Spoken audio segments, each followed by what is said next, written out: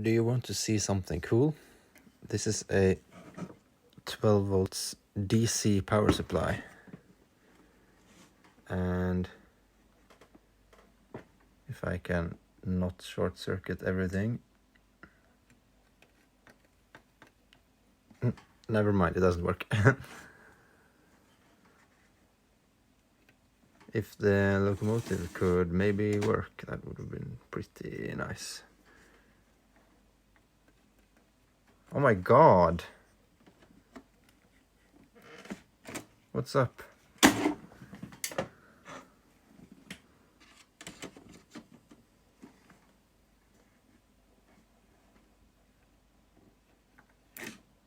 Yeah.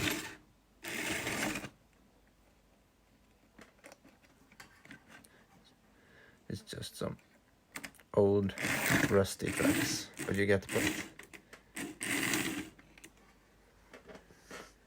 Märklin trains run on DC, and they actually run a little bit quieter too.